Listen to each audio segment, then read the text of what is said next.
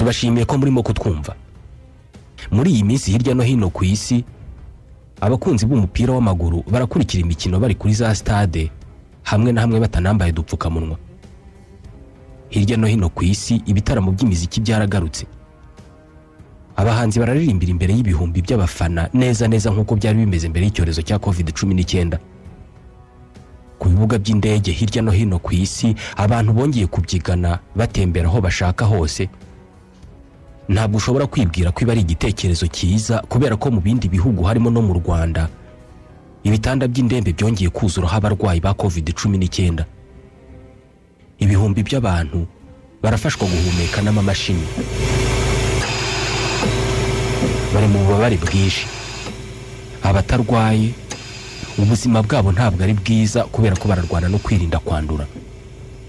Mu mwaka umwe ushize COVID-19 yatumye isi yose ihagarika ibyo yakoraga itangira guhangana nayo. Ni indwara yazanye urupfu no gutakaza icyizere. Ubu hamaze kuboneka inkingo z'iyi ndwara.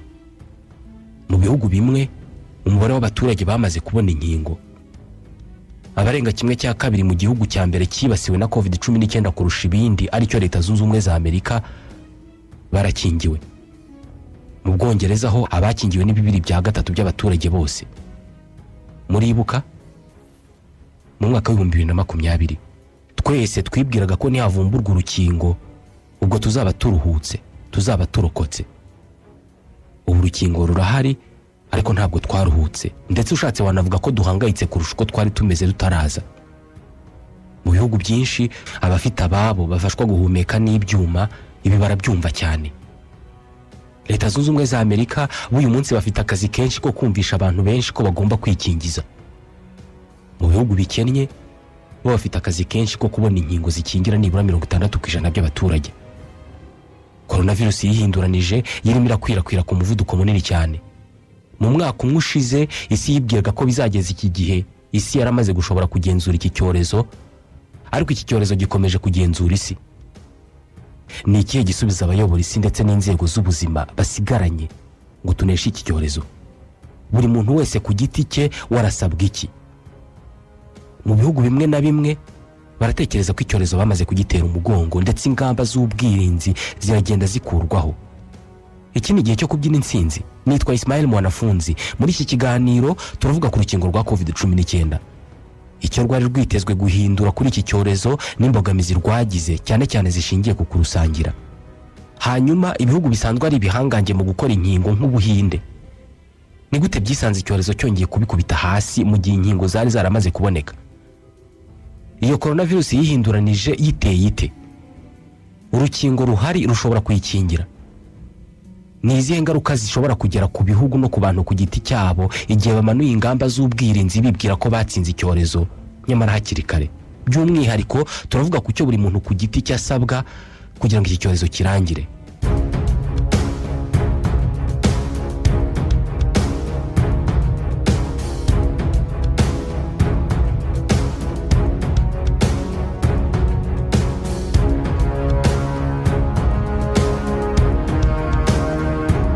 Imibereho yose twamenyereye nta nimwe itarahinduwe na COVID-19.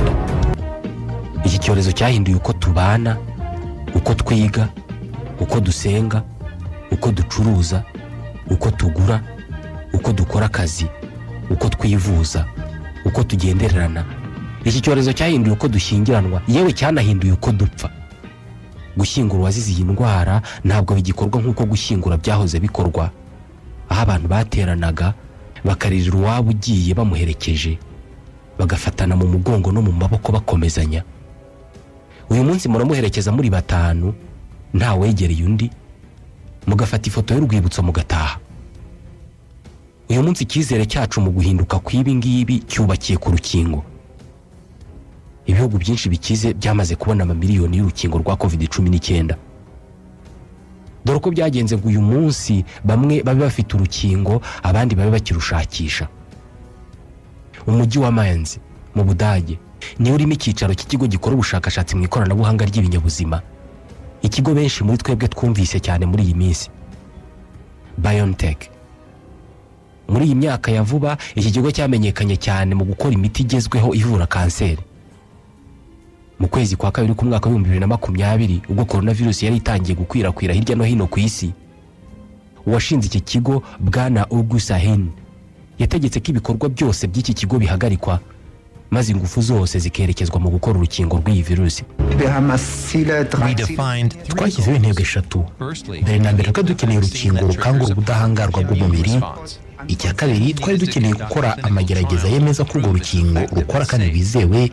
Icya gatatu nuko twari dukeneye umubare munini w'inkingo. Iyi ya gatatu barasa n'abatarayigezeho. Guhera mu kwezi kwa mbere k'umwaka wa 2020 abakozi b'iki kigo batangiye gukora iminsi 7 mu cyumweru, kandi buri gihe bahaga amakuru inzego zishinzwe ubugenzuzi kugira ngo nibarangiza gukora urwo rukingo ruzahite rwemezwa. Urukingo rwari rukiri ku rwego rw'ubushakashatsi, bataramenya niba ruzanemezwa, ariko bahise batangira gutegura uburyo bazakoresha kugira ngo bakore inkingo nyinshi. Ku itariki ya 17 y'ukwezi kwa gatatu mu 2020 BioNTech yasinyanye amasezerano y'imikoranire n'ikindi kigo cy'Abanyamerika gikomeye cyane mu gukora imiti cyitwa Pfizer. N'ubundi bari basanganywe imikoranire, ariko kuri iyi nshuro bwo yari amasezerano yihariye. Muri aya masezerano banongeyemo ikigo cy'Abashinwa gikomeye mu byo gukora imiti cyitwa Fosun. Guhera mu kwezi kwa mbere k'umwaka wa 2020 ibigo by'ubushakashatsi bigera kuri 200 byari byaratangiye gukora urukingo rwa COVID-19. Abanyamerika, Abanyaburayi, Abashinwa, Abarusiya n'Abanya-Australia bose basaga n'abasiganwa n'igihe ngo haboneke urukingo vuba bishoboka.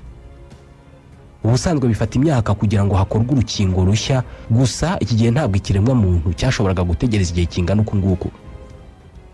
Ibihugu bikize byahise bisuka amamiliyari y'amadolari muri ubu bushakashatsi, ndetse bimwe bikavuga ko intego yabyo ari ukuba ibya mbere mu gukora urukingo. Tuzaba mbere ku isi mu kugira ibigo by'ubushakashatsi mu by'imiti bizakora uru rukingo. Ibi turi hafi kubigeraho kuko turateganya gutangaza urukingo mbere y'uko uyu mwaka urangira. Ku bayobozi b'ibihugu bikize, guharanira ishema ry'ibihugu byabo ndetse no gukwirakwiza amatwara yabo byagize uruhare rukomeye cyane mu ikorwa ry'izi nkingo. Ku rwego rutari rwarabayeho mbere, gukora ubushakashatsi mu by'imiti yahise iba ingingo yo kuganirwaho mu miryango mpuzamahanga yose yo ku isi. Ibi byakururaga impungenge za bamwe ko uku kwihuta mu bushakashatsi bishobora kuzakoma mu nkokora umwimerere w'izi nkingo. Nk'Uburusiya, urukingo bwakoze rwemewe n'inzego zishinzwe igenzura mbere y'uko rukorerwa amagerageza yose akenewe. Tukiri hagati mu mwaka wa 2020 Ubushinwa nabwo bwari bwatangiye gutera abasirikare n'abakora mu nzego z'ubuzima inkingo ebyiri bwakoze. Muri Leta Zunze Ubumwe za Amerika, ubutegetsi bwa Perezida Donald J. Trump bwari burimo gusuka amamiliyari y'amadolari muri gahunda zo kwihutisha ubushakashatsi. Byarangiye za kompanyi ebyiri, BioNTech na Pfizer, arizo zigize urukingo rwa mbere rwemejwe n'ishami rya Loni rishinzwe ubuzima nk'urukingo rushobora gukingira iki cyorezo. Aha ni mu burengerazuba bw'isi.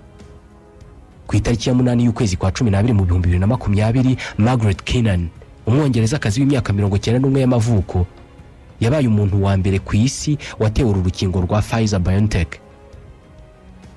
Uru ruganda rwahise rusezeranya ko mu kwezi kwa gatanu k'umwaka wa 2021 ruzaba rwahaye Leta Zunze Ubumwe za Amerika doze miliyoni 200. Mbere ya Noheli, urundi rukingo rwakozwe n'ikigo cy'Abanyamerika cyitwa Moderna narwo rwari rwemerewe guterwa abantu. Mu magerageza, BioNTech Pfizer yari yagaragaje ko urukingo rwayo rufite ubushobozi bwa 95% bwo gukingira COVID-19 mu gihe Moderna yo yagaragaje 94% by'ubushobozi bwo gukingira. Ibi by'ubushobozi bw'urukingo mu gukingira reka tubitindeho. Ibi byo kugira ubushobozi bwa 94% bwo gukingira ntabwo bivuze ko mu bantu 100 barugeragerejweho 6 banduye COVID-19 kandi bararutewe. Ntabwo ari uko babisobanura.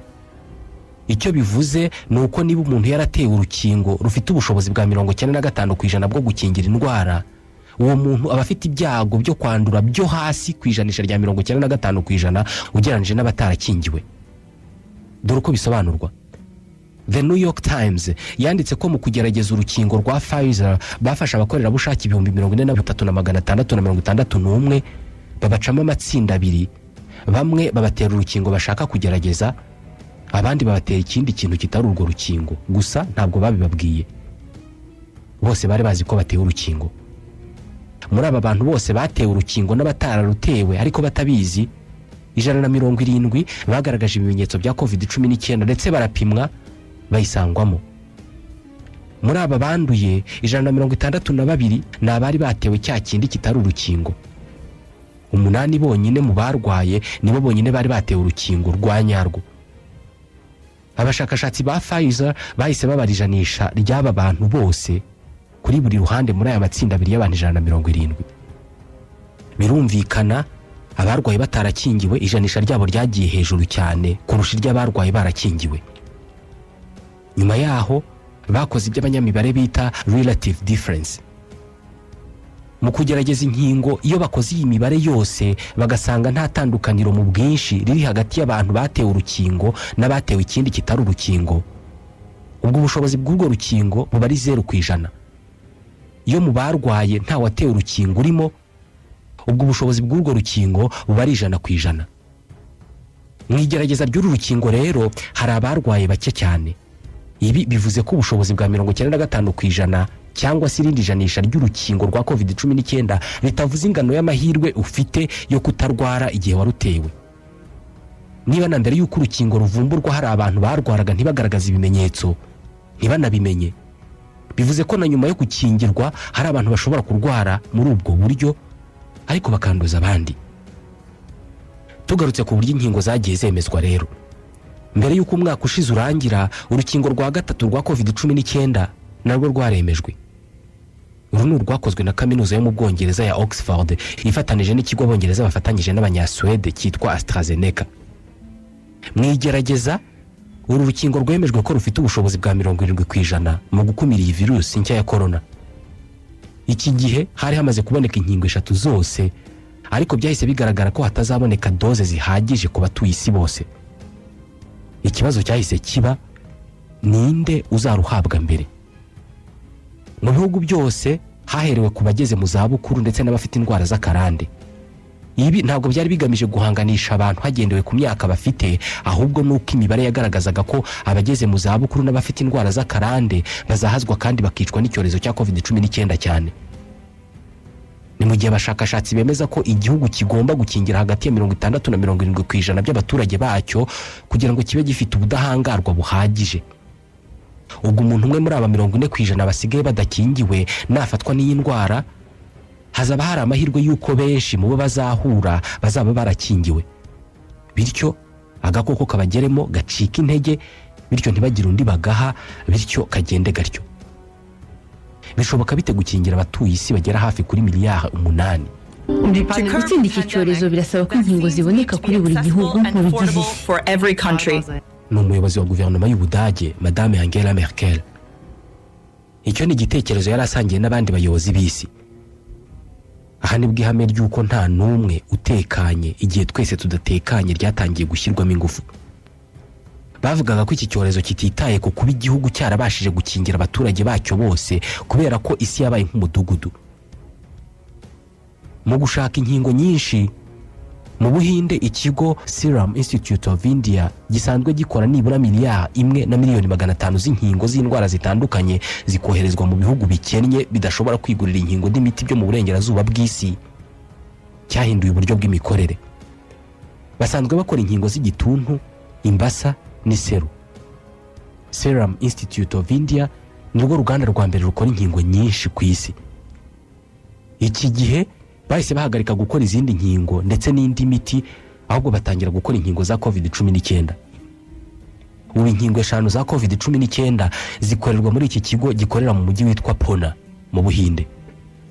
Rumwe muri izo nkingo bakora ni urwavumbuwe na kaminuza ya Oxford ifatanije n'ikigo AstraZeneca cy'Abanyasuwede n'Abongereza. Uru rukingo twebwe turumenyereye kuri AstraZeneca, ariko mu Buhindi bo barwita Covishield. Iki kigo cy'Abahindi cyasinyanye na Oxford AstraZeneca amasezerano yo gukora Covishield 1,000,000 zigomba koherezwa mu bihugu bikennye no mu Buhinde. Ubuhinde nicyo gihugu cya mbere gikorerwamo inkingo nyinshi ku isi, ariko ku itariki ya 29 y'ukwezi kwa gatandatu mu mwaka wa 2021 4% by'abahindi bonyine nibo bari baramaze gukingirwa byuzuye COVID-19.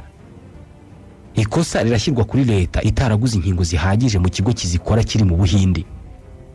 Ku itariki ya 11 y'ukwezi kwa mbere mu mwaka wa 2021 ubwo haburaga iminsi 5 ngo gukingira bitangire mu Buhindi, nibwo leta y'iki gihugu yaguze inkingo. Nabwo yaguze doze miliyoni 11 zonyine mu gihugu gituwe n'abantu miliyari 1,400,000.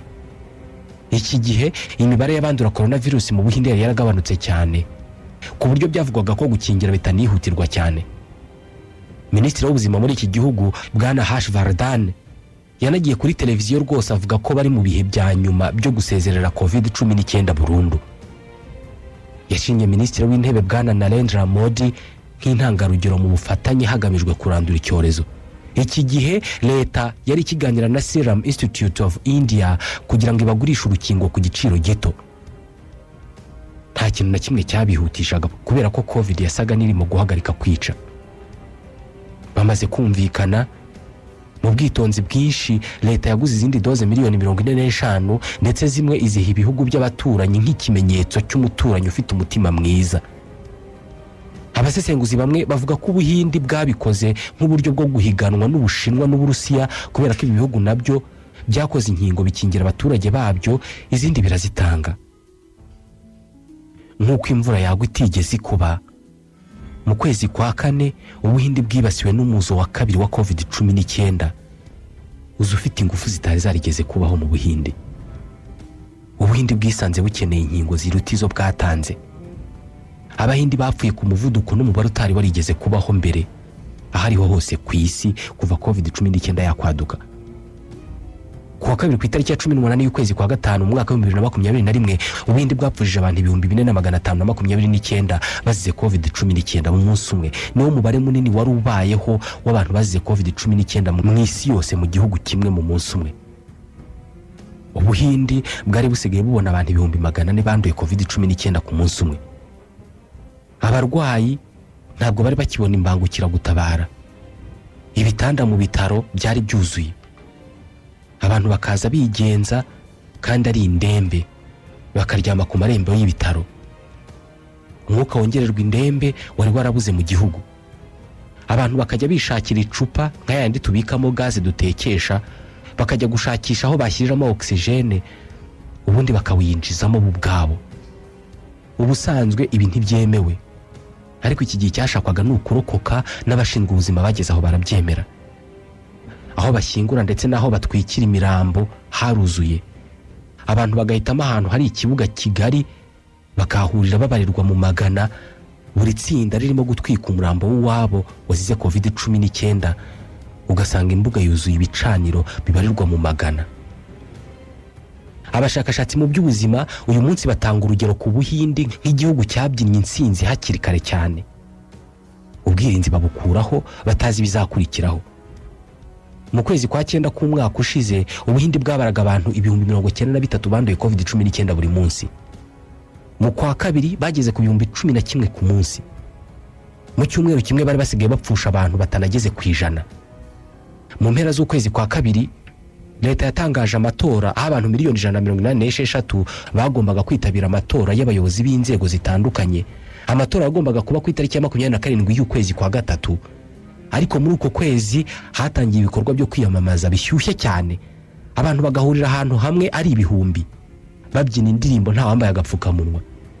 Stade za cricket zirafungura, abantu 130 bakinjira muri stade bagakurikirana umukino nta wambaye agapfukamunwa kandi bose basakuza baririmba.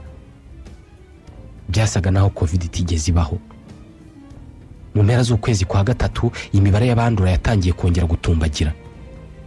Umunsi umwe ku cyumweru mu mpera z'ukwezi kwa 3 mu gihugu habonetse abantu 270 banduye COVID-19 n'abantu 1,600 bishwe n'iyi ndwara.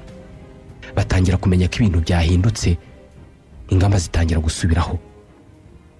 Iki gihugu gitangwaho urugero rwo kwirara ku kubahiriza ingamba zo kwirinda COVID-19 bikagira ingaruka za mbere ku isi. Usibye ko atari bo bonyine, mu Rwanda uyu munsi icyorezo cya COVID-19 kibasiye igihugu kurusha ikindi gihe cyose cyabayeho kuva iki cyorezo cyaza. Inzego zishinzwe ubuzima ziravuga ko ukwezi kwa gatandatu k'uyu mwaka ariko kwezi kwabaye kubi ku Rwanda mu birebana na COVID-19 kurusha ikindi gihe cyose cyabayeho. Uyu munsi harimo kubahirizwa amabwiriza y'ubwirinzi, gusa inzego z'ubuyobozi ziravuga ko izi ngamba zidatanze umusaruro hashobora gufatwa izindi ngamba zikomeye zirimo n'iz'abantu batinya, cyane cyane gahunda ya guma mu rugo. Uyu ni Minisitiri w'Intebe Dr Edouard Ngirente. Mu by'ukuri iki cyorezo nta muntu wavuga ngo aragikontorora niwe ugifiteho imbaraga, imyanzuro igenda ihinduka, ariko ikiza uko nabivuze nuko n'abaturage ubwabo tugeze ku rwego ngira ngo nabo ngo dusike tubona imibare tukibwira igikurikiyeho. Ikindi navuga tureba urwego rw'ubuzima tukanareba n'ubuzima busanzwe bw'abaturage, imibereho abaturage baraho bati abahoze bandika bati muturinde lockdown. Ntabwo ari ukuvuga ngo muyiturinde nkaho ari leta bafatira lockdown, turabishyira ku munzani buri gihe tukareba ngo ese lockdown ibaye biragira ingaruka no kumibereho isanzwe. Bivuze ngo dukomeze twirinde, niyo lockdown ishobora kuzagira ikongera ikaba bitewe n'uko imibare yazamutse. Nta gihugu na kimwe ku isi kirimo kwifuza ko cyagerwaho n'ibyabaye ku Buhinde mu birebana na COVID-19. Usibye kwirara mu gushyiraho ingamba, Ubuhindi bunashinjwa kugenda bigura intege mu gukingira iki cyorezo, nyamara byaratangajwe ko urukingo aribwo bwirinzi burambye buhari. Ku birebana n'urukingo, inganda za Oxford, AstraZeneca, BioNTech, Pfizer ndetse na Moderna umwaka wa 2021 utangira zavuze ko zizakora inkingo miliyari 5 na miliyoni 300 mu mwaka wose. Ukoze imibare, izi ni inkingo zihagije ku kuba zakingira abantu miliyari 3 batuye isi. Aba ni abarenga 1/3 cy'abaturage bose bisi. Ikibazo nuko bitandukanye n'Ubuhindi bwagize impuhwe bugatanga nyinshi mu nkingo zabwo. Izi nkingo miliyari 5 byari biteganijwe ko zizakorwa muri uyu mwaka zamaze kugurwa n'ibihugu bikize by'isi. Ibihugu 27 bigize umuryango w'ubumwe bw'Uburayi ndetse n'ibindi bihugu 4 bikize cyane ku isi aribyo Leta Zunze Ubumwe za Amerika, Canada, Ubwongereza n'Ubuyapani bose bamaze gufata 1/2 cy'izi nkingo zitaranakorwa. Bimwe muri ibi bihugu byaguze inkingo bidashobora gukoresha ngo zishire. Nka Canada yaguze inkingo ku buryo buri muturage w'iki gihugu ashobora kubona doze 9 z'urukingo. Mwibuke buri muntu aterwa doze 2. Leta Zunze Ubumwe za Amerika zo zaguze inkingo ku buryo buri munyamerika yemerewe doze 7. Buri munyaburayi we afite doze 5 zimuteganyirijwe. Ikibazo nuko ibi bihugu byamaze gufata 1/2 cy'inkingo zizakorwa muri uyu mwaka, ubiteranije bituwe na 13% by'abatuye isi bose. Mu bihugu byinshi bikennye ho gukingira abakora mu buvuzi n'abageze mu za bukuru n'abafite indwara z'akarande bose ntabwo biteganijwe kuba byarangiye muri uyu mwaka. Ubushakashatsi bwakozwe na kaminuza ya Duke muri Leta Zunze Ubumwe za Amerika bwagaragaje ko ibihugu byinshi bikennye bizaba byakingiye 60% by'abaturage babyo nibura mu mpera z'umwaka wa 2023 cyangwa intangiriro z'umwaka wa 2024. Amakosa arashyirwa ku bihugu bikize aho gushyirwa ku nganda zikora inkingo. Zo zari zikeneye amafaranga. Umusesenguzi mu by'ubukungu Jayati Ghosh we mu kuvuga kuri uku gucuranwa inkingo ajya kure akabyita ubugome. Well, this is exactly why I called it a vaccine apartheid. Iyi niyo mpamvu ngewe nabyise apartheid binyujije mu rukingo. Mu kuvuga ko ibihugu bikize abaturage babyo bazakingirwa, abaturage bakingiwe bazaba ba mbere gukira. Si ugukira icyorezo gusa ahubwo n'ubukungu bwabo buzazanzamuka. Hanyuma ibihugu bikennye bizategereza undi mwaka wo kurwara no gukena.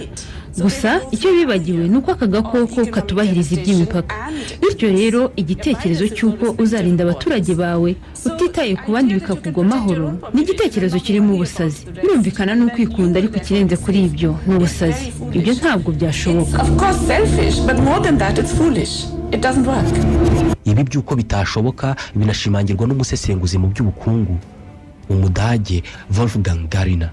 Wenn unsere Handelspartner igihe abafatanyabikorwa bacu mu bucuruzi bazaba barashyizwe ku mavi n'icyorezo, aho ndavuga ibihugu biduha ibikoresho by'ibanze dukenera mu nganda kandi bakanagura ibyo twakoreye mu nganda, ibyo bizaba ari igihombo kuri twe.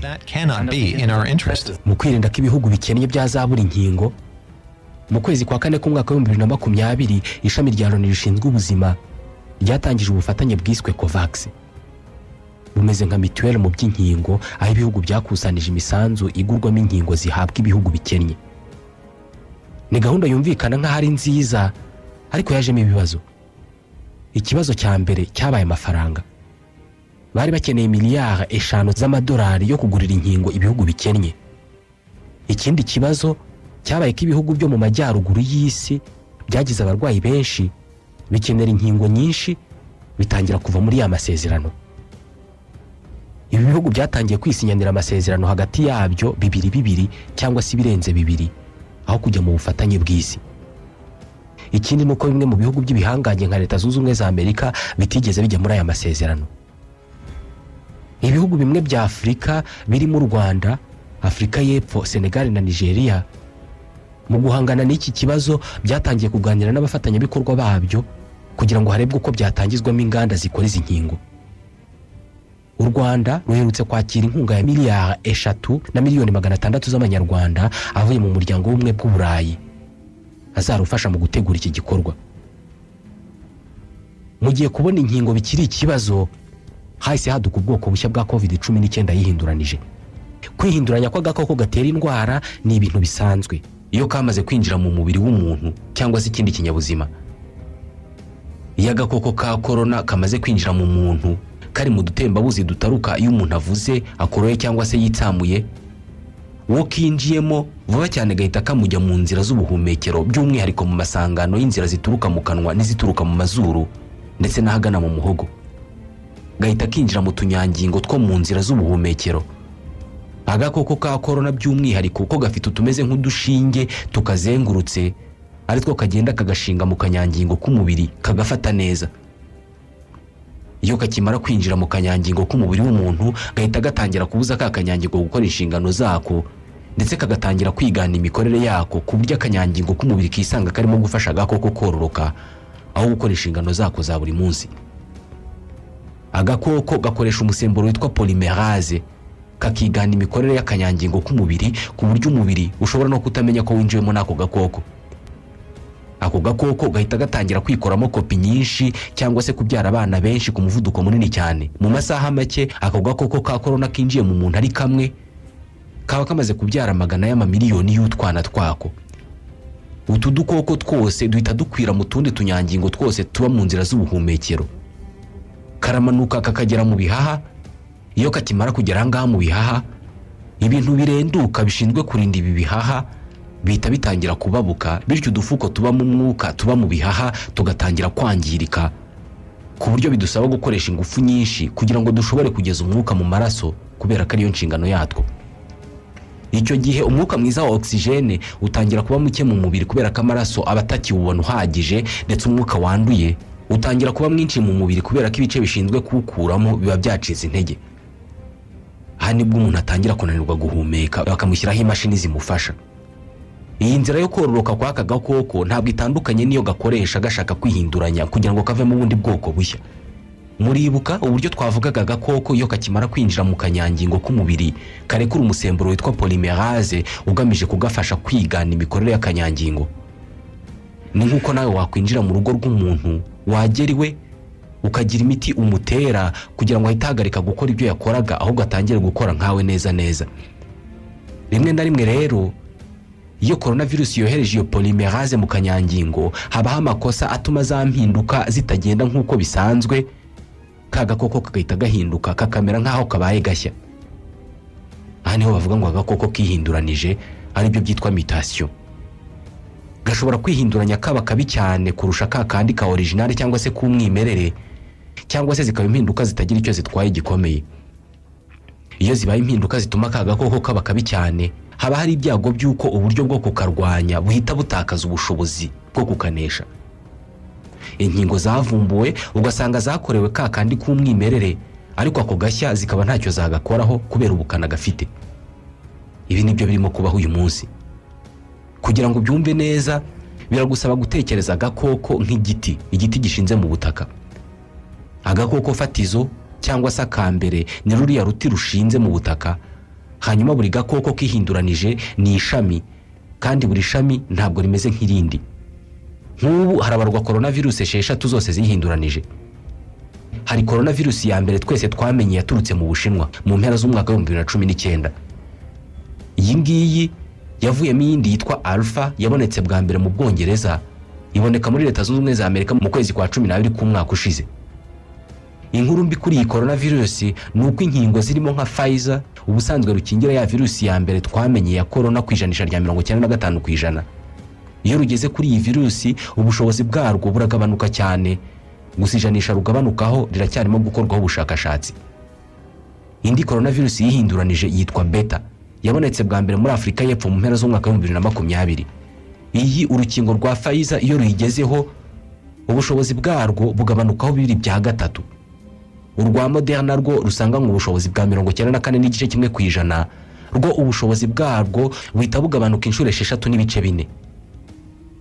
Urwa AstraZeneca rwo bavuga ko ubushobozi bwo gukingira iyi virusi rufite ari 10%.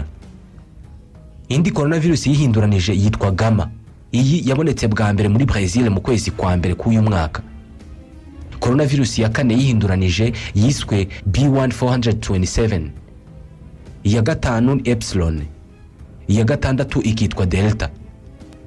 Iyi Delta niyo bikekwa ko yica cyane kurusha izindi zose zihinduranije, ndetse ikanarusha y'umwimerere zose zakomotseho. Iyo bavuze kwandura cyane baba bavuze ko uburyo abantu bakoreshaga mu kwirinda virusi ya mbere bakwiye kubukuba inshuro nyinshi mu kwirinda yihinduranije, kubera ko izihinduranije zo zinagenda mu mwuka aho kuba mu matembabuzi aturuka mu myanya y'ubuhumekero nk'iya mbere. Uko izi coronavirus zihindura vuba niko zifata abantu benshi, ari nayo ngingo isobanura kuzamuka kw'imibare y'abandura hirya no hino ku isi. Bitewe nuko izi coronavirus ziba zahinduye imiterere, bishobora kuzitera gukwirakwira mu mubiri w'umuntu ku muvuduko munini cyane no kwangiza umubiri ku muvuduko munini cyane, bityo umuntu agapfa vuba.